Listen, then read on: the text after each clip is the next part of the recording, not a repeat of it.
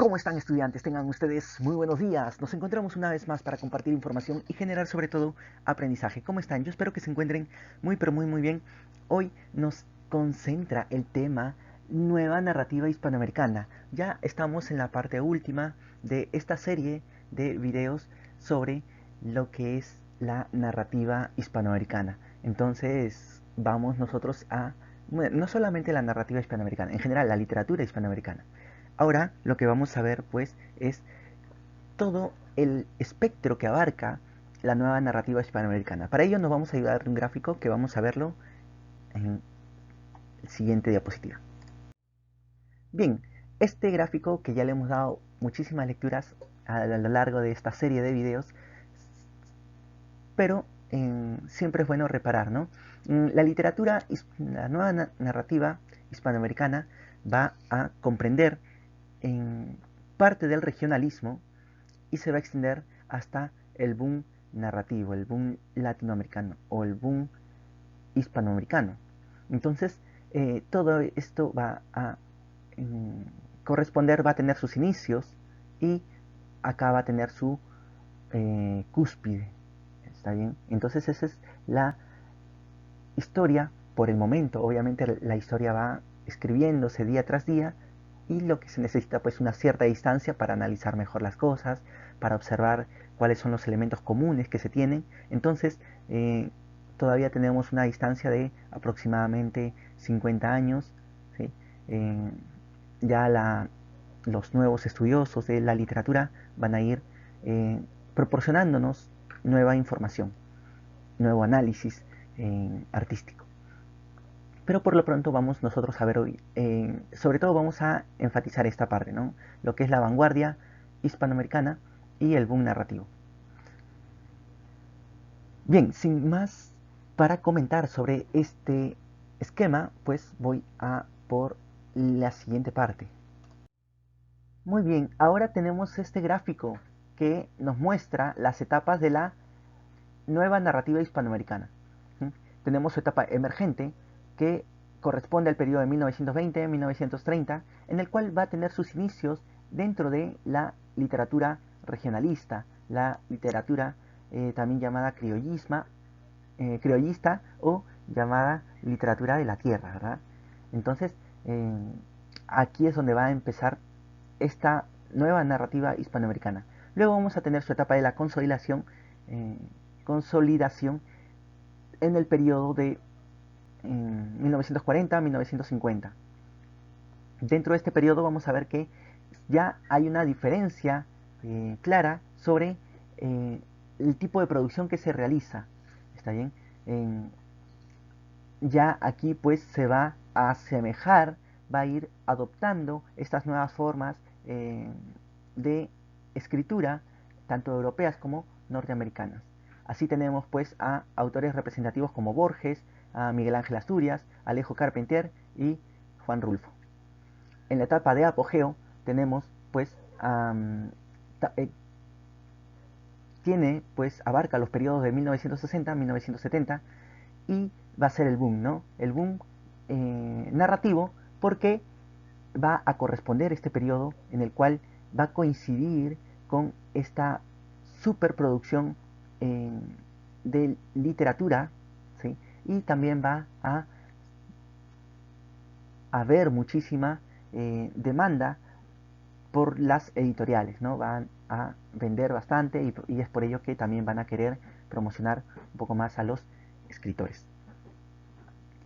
Bien, autores representativos de esta etapa de apogeo tenemos a Julio Cortázar, a Gabriel García Márquez, a Carlos Fuentes y a Mario Vargas Llosa, que lo tenemos aquí en la imagen. Aquí en esta imagen tenemos pues a Juan Rulfo. ¿Está bien?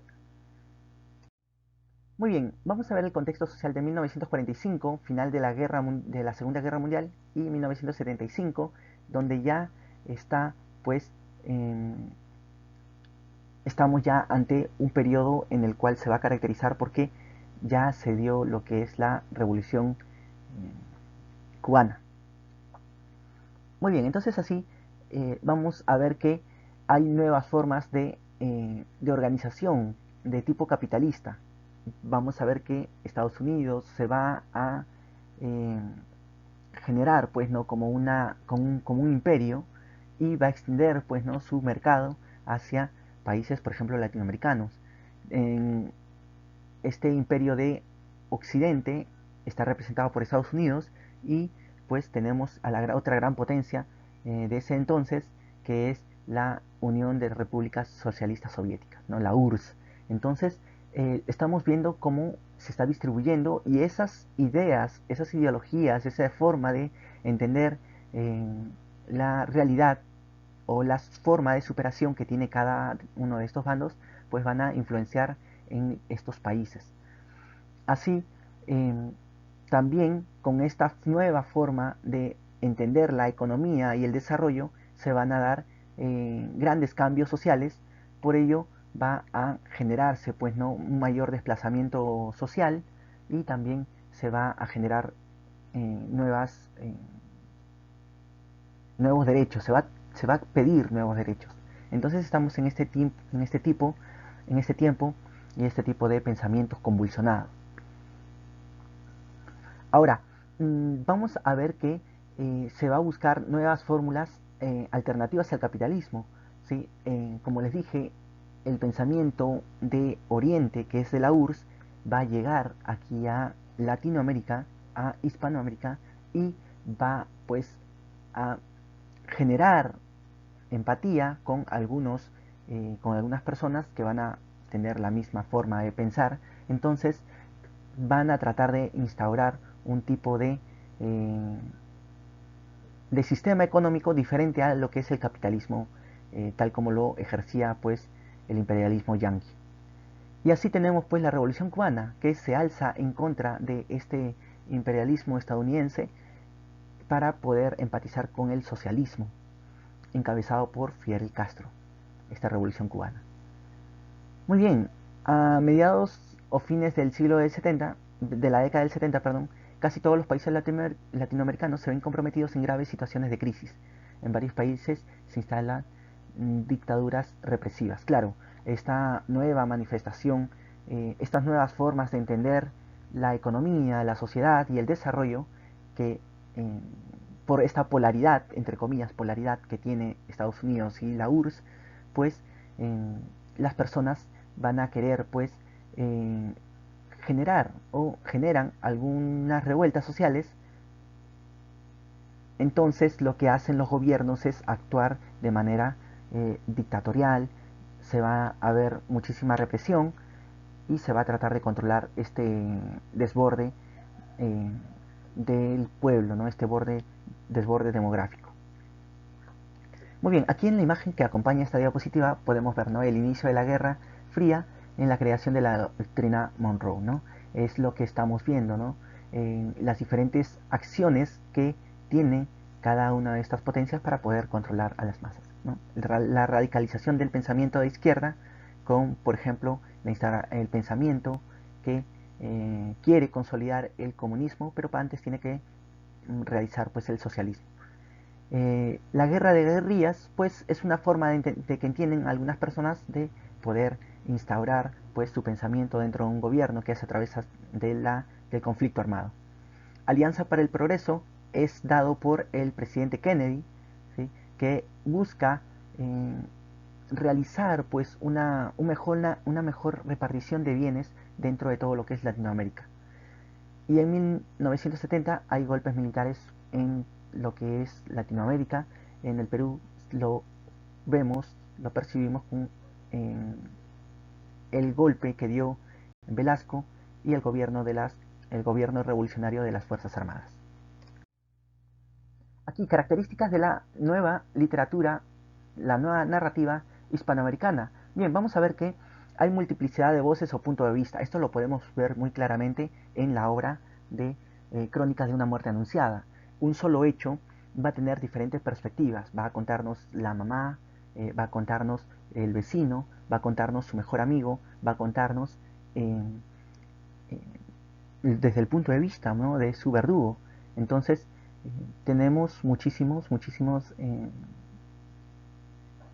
visiones sobre un mismo tema, ¿no? Puntos de vista distintos. El uso del monólogo interior, esto ya lo habíamos visto, es un legado de James Joyce, que va a estar presente también dentro de esta narrativa hispanoamericana. Narración objetiva, con esto se va a tratar de, bueno, eh, preponderar en esta forma de escribir sin tintes, sin que intervenga, perdón, el narrador, ¿no? Va a representar a sus personajes desde el exterior, digamos, ¿no? Mostrándonos solamente las acciones sin intentar explicarlas, ¿no? Sin tratar de penetrar en el pensamiento del personaje. Ahora, lo que es ruptura del orden lógico y cronológico del relato, esto lo vamos a ver muy bien, por ejemplo, en el texto de Mario Vargas Llosa, por ejemplo, ¿no? La ciudad de los perros, que tiene una forma de contar la historia regresiva, circular, digamos. Entonces, van a haber saltos también de tiempo, tal como lo vemos en 100 años de soledad, que va a empezar a contarnos no desde el inicio de, por ejemplo, la creación de Macondo, sino que va vamos a enterarnos del inicio de Macondo por recuerdos, por comentarios retrospectivos. Participación activa del lector. Bien, aquí va a haber un marco de incertidumbre y también va a haber pues una complejidad en las cuales el lector va a tener que añadir o va a tener que eh, interpretar, ¿sí? Va a tratar de unir todas las partes de la obra y así poder disfrutar mejor este tipo de producción. Entonces va a haber una participación activa del lector. Bien, ahora eh, experimentalismo lingüístico. Bien, acá lo que se va a hacer es, se va a tratar de buscar, pues, ¿no? O se va a tratar de, mejor dicho, encontrar eh, el modo de asociación de las palabras para poder crear pues un concepto, un pensamiento y así poder ir contándonos la historia de manera que podamos irnos enterando de algunos aspectos que antes no fueron tan precisados. Entonces se va a trabajar muchísimo con el lenguaje. A eso se va a tratar este punto. La incorporación de elementos irracionales. Esto corresponde un poquito más a lo que es la literatura fantástica o también podemos verlo en lo real maravilloso o en lo que corresponde a, bueno, al realismo mágico, ¿no? Que suelen confundirse mucho. Ahora, también vamos a ver que se va a trabajar con lo que es el absurdo que es la ruptura eh, con el orden, entre comillas, lógico, ¿no? De las cosas. Entonces, eh, es lo que va a primar dentro de esta característica de la nueva narrativa hispanoamericana. ¿Sí? Vamos a ver que se va a dar preponderancia en lo mítico, en lo místico, en general, bueno, los tipos de creencias que tenían, por ejemplo, las culturas también, eh, vamos a ver que van a haber esos vacíos, personajes que no se van a expresar, entonces eso es eh, de lo que dice acá la característica, ¿no? Estos elementos irracionales. Transculturación narrativa, claro que sí, de lo que se veía, pues, una literatura eh, que hablaba solamente desde una sola perspectiva, ¿sí? Por ejemplo, influencia española y toda la literatura tenía esos modelos, pues ahora va a haber una forma de eh, poder llegar, poder comunicar las diferentes formas de expresión de los pueblos, ¿está bien? Y desde ese pueblo, desde esa forma expresiva de sus tradiciones, de su cultura, pues va a, a influenciar en la literatura, los modos, las características de las literaturas europeas, ¿no? Entonces se va a dar una fusión que va a ser novedosa. En elementos comunes de Latinoamérica, sobre todo estas manifestaciones culturales o sus tradiciones, se van a funcionar con estas formas narrativas europeas, ¿no? Y por eso vamos a ver aquí el cosmopolitismo, que es una de las otras características, ¿no? Tenemos, por ejemplo, la ideología, la forma eh, de pensar de un pueblo, y todo ello va a ser contado a través de, por ejemplo, estos grandes, de las técnicas que han desarrollado pues estos grandes literatos como podría ser James Joyce, Frank Kafka, eh, William Faulkner, Ernest Hemingway, ¿sí? O Proust también, ¿no? Entonces son influencias europeas, estadounidenses que van a fusionarse eh, con modos de pensamientos hispanoamericanos. Representantes de la nueva narrativa hispanoamericana. Bien, aquí he puesto solamente algunos, obviamente hay muchísimos más, pero estos son los más representativos, ¿no? Jorge Luis Borges, lo tenemos aquí con su imagen, tiene su obra Ficciones, que es un conjunto de cuentos, y el Aleph también, ¿no? Eh, Tiene un cuento dentro del Aleph que también se llama Aleph, y bueno, ya eh, vamos a ver de qué van a tratar sus obras de Jorge Luis Borges, porque de él nos vamos a concentrar un poquito más. Bien, tenemos a Julio Cortázar con su obra Rayuela y Bestiario. Rayuela es su novela más conocida, ¿sí? Pero va a sobresalir también en los que son los cuentos, ¿no? Va a escribir muchísimos cuentos y muy interesantes también. Les invito a que puedan leer los cuentos de Cortázar. Tenemos a Ernesto Sábato, argentino. Estos tres son literatos argentinos, ¿sí? Tenemos con su obra El túnel, sobre héroes y tumbas, que son de los más conocidos. Por mencionar otro, es Agadón el Exterminador, que es también parte de esta literatura de Ernesto Sábato.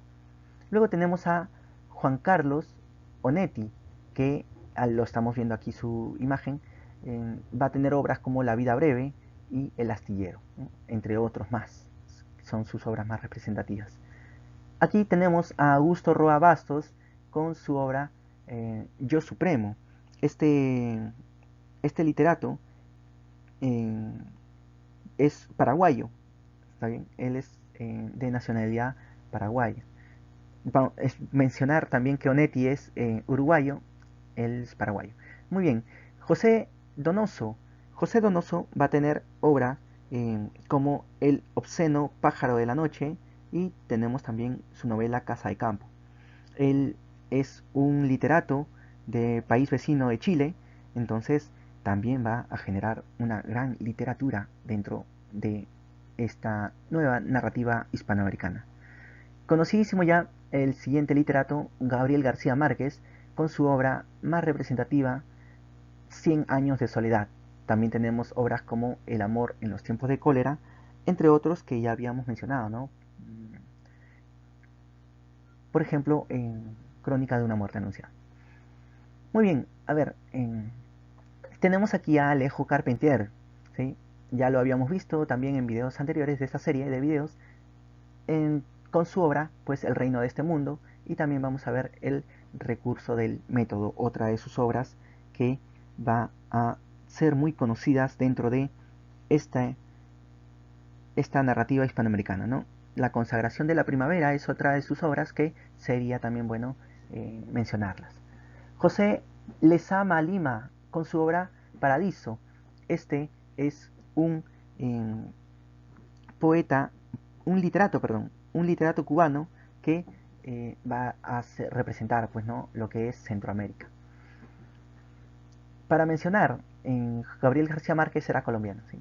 No quiero descuidar ninguna de la nacionalidad de estos grandes literatos. A ver, Miguel Ángel Asturias, ya lo habíamos visto también dentro de esta serie de videos. Él es guatemalteco y tiene obras como El señor presidente y Hombres del maíz. Muy bien, ahora sí vamos a Juan Rulfo, que también ya habíamos comentado. Él es mexicano y tiene su obra excelente de Pedro Páramo, y también otra obra que es Llano en llamas. Gran escritor mexicano, por cierto. Luego tenemos a Carlos Fuentes, otro escritor mexicano, con la obra La región más transparente.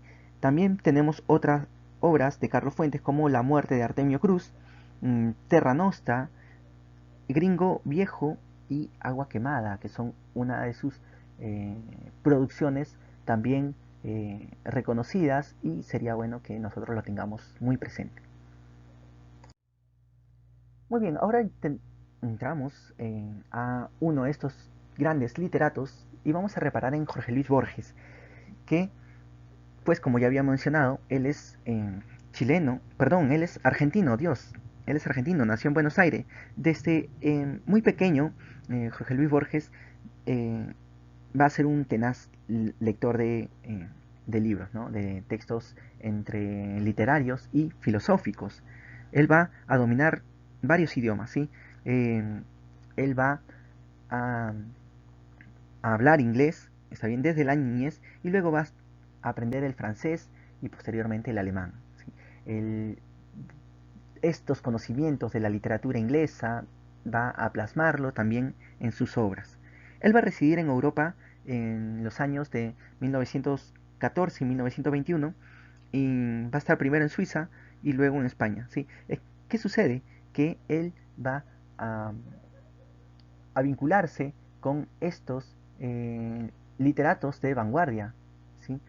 Sobre todo con los escritores eh, mm, ultraístas, ¿sí? Del ismo de vanguardia, ultraísmo.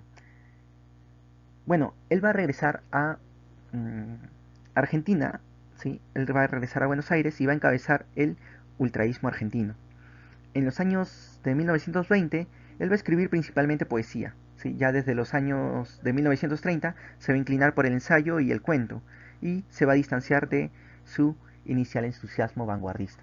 Y es así como él va a ser parte de esta literatura. Bien, vamos a ver que él va a colaborar en diversas revistas y periódicos, ¿no? Una de ellas va a ser, pues, Prisma, Proa, Martín Fierro. Muy bien, ¿qué otra información podemos comentar de este gran literato, Jorge Luis Borges? Que vamos a ver que eh, va a desempeñarse como bibliotecario, cuyo cargo va a perder por disposición del gobierno de Perón, ¿sí? Un gobierno de corte, eh, de tendencia socialista, ¿sí? En la política argentina. A la caída de este régimen es nombrado director de la Biblioteca Nacional. Bien, cuando él va ya a estar mayor de edad, pues él va a perder la vista, ¿no? A pesar de ello, va a colaborar y va a dictar aún algunos libros, ¿no? Sobre todo se va a evocar en sus últimas partes a lo que es la poesía. Bueno, él va a tener muchísimas distinciones, aunque eh, nunca va a recibir un premio, no va a recibir el premio Nobel. ¿Está bien? Sucede que eh, la academia, ¿sí? Este grupo de intelectuales que brinda el premio Nobel, tienen se supone o se presume que no se le ha entregado el premio Nobel porque su forma de escribir va a ser un poquito eh, con palabras más rebuscadas, también va a ser un poquito más filosófico, no va a ser una lectura tan fácil de comprender para las personas. Entonces, por allí se presume que pueda tener, pues, ¿no?, las explicaciones de por qué no le dieron el premio Nobel. Él va a morir en 1986. Bien, como ya habíamos dicho, algunas características de Jorge Luis Borges, él va a preferir los temas filosóficos o más exactamente los temas metafísicos. ¿Cuáles son estos temas metafísicos? Por ejemplo, la felicidad. Vamos a ver que va a hablar acerca, por ejemplo, eh, va a tomar el tiempo como un tema metafísico. La existencia misma eh, del hombre va a estar concentrado aquí en las obras de Jorge Luis Borges. El tiempo que fluye o se inmoviliza. Claro, de hecho, la mayor parte de su producción de Borges va a estar concentrada en el juego, en ese aspecto lúdico con el tiempo, ¿sí? Las paradojas del tiempo que puede dar, de ello va a hablar su obra. ¿Sí? El caos, el desorden, un mundo como una realidad absurda sin sentido. Claro, es una de las características de esta nueva narrativa hispanoamericana, y vamos a ver que en efecto, ¿no? Jorge Luis Borges va a escribir obras que van a tener eh, si bien es cierto, va a atender aquí en esta, va a asemejar sus obras a la realidad, va a tratar de ser verosímil, va a añadir elementos que van a ser, pues, eh, fantasía. Entonces, esto va a romper con la lógica de la obra, ¿sí? Y eso le va a dar el toque absurdo, sin sentido para nuestra realidad, no para la realidad literaria, sino para nuestra realidad. Muy bien, va a haber un panteísmo en todas partes, en cualquier cosa, en cualquier cosa es todas las cosas. ¿Qué va a suceder? Esto va a ser una derivación de su pensamiento también de, por ejemplo, el tiempo, ¿no? Mm, por ejemplo, si tú vives eternamente, ¿sí? Vamos a ver una de estas ideas que va a ser algo recurrente en sus obras, si vas a ser eterno, ¿sí? Se acaba el universo, puede volverse a hacer y tú puedes seguir porque eres eterno. Entonces, en esta constante creación y destrucción del universo, va a llegar un punto en que tú puedes ser eh, otra persona, ¿sí? Vas a estar en la posición de otra persona, entonces es lo que va a hacer, ¿no? Este tipo de paradojas. Entonces, también vamos a ver que en sus poesías va a plasmar eh, pensamientos como que eh, si nosotros a lo mejor somos, si nosotros nos construimos a base de conocimiento, estos conocimientos son del pasado, ¿sí? Lo han creado personas del pasado, entonces de algún modo somos personas del pasado. Entonces no somos un presente, sino que a la vez somos un pasado. ¿Sí? Entonces, esos juegos del tiempo es lo que va a hacer Jorge Luis Borges. La muerte como valor o cobardía entre la muerte, ¿no? Obviamente, otra vez estaba viendo, ¿no? Si una persona es inmortal, pues, ¿qué le traería beneficios? ¿Le sería perjudicial? ¿Sería un acto de valor la muerte o sería más bien una cobardía? No aguantar, no soportar la vida o no soportar, en todo caso, la eternidad. La realidad y el sueño van a ser otra de sus características de sus obras, puesto que va a tener elementos oníricos cuando desarrolle su narrativa, en especial su narrativa. La identidad, el yo y los otros, otra vez el juego paradoja del tiempo, ¿no? A lo mejor yo no soy yo, sino que soy otra persona porque tengo sus mismos pensamientos, sus mismas ideas o similares sentimientos. Entonces, el juego de temporal, ¿no? Las paradojas. Muy bien, y de eso se trata su obra de Jorge Luis Borges. Vamos a ver obras, vamos a ver que tiene ensayos como Historia de la Eternidad, Otras Inquisiciones, sus cuentos como Historia Universal de la Infamia, ficciones, que es un conjunto de cuentos donde aquí podemos encontrar cuentos representativos como, por ejemplo, Funes el Memoroso, ¿sí? Funes el Memorioso. Eh, tenemos también, por ejemplo, eh, Sendero Jardín de los Senderos que se bifurcan. ¿Sí? Tenemos, por ejemplo, también la Biblioteca de Babel, ¿sí? Y entre otros cuentos que son muy reconocidos. Tenemos El Aleph también, que es otra de sus obras, donde también encontramos el cuento El Aleph. El informe de Brody en 1970 y el libro de Arena en 1975. En la poesía tenemos Fervor de Buenos Aires, que es aquí donde va a plasmar pues, características de su obra que va a desarrollar posteriormente. Mira, recordemos que él va a escribir esto en 1933 y su obra posterior va a tener esta carga y aquí es donde va a añadir todas estas características borgianas. Vamos a ver otra de su poesía, Luna de Enfrente, Oro de los Tigres y La Cifra. Muy bien, estudiantes, esa es toda la información que podemos nosotros compartir eh, en este video. No sin antes reparar en lo que es el cuento fantástico, ¿sí? Es la narración de la realidad que mezcla elementos realistas e irreales. Como lo hemos estado comentando ya, dentro del cuento fantástico va a encontrarse Jorge Luis Borges y va a encontrarse Julio Cortázar como los dos argentinos más representativos, ¿sí? Y digo argentinos porque Julio Cortázar va a nacer en Suiza, ¿sí? Sin embargo, él se va a sentir argentino, ¿sí? Se va a reconocer como argentino.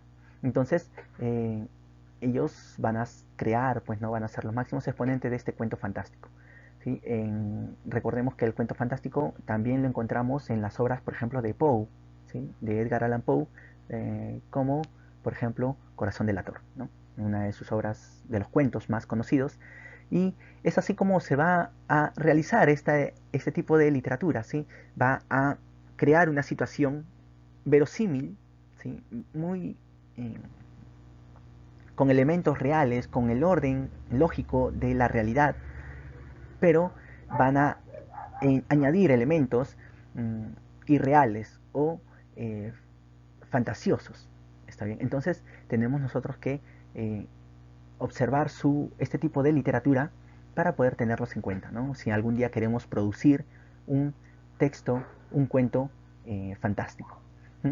¿Qué va a suceder? Que va a crear angustia este tipo de producciones, ¿no? Por ejemplo, Julio Cortázar tiene un escrito en el cual te habla acerca de un reloj, que cuando te regalan un reloj, a lo mejor no es un regalo el reloj, porque vas a estar tú atento a mirar la hora, vas a tú preocuparte porque no se te pueda perder, no se te pueda dañar, vas a, tú vas a preocuparte por el reloj porque no te lo roben, ¿no?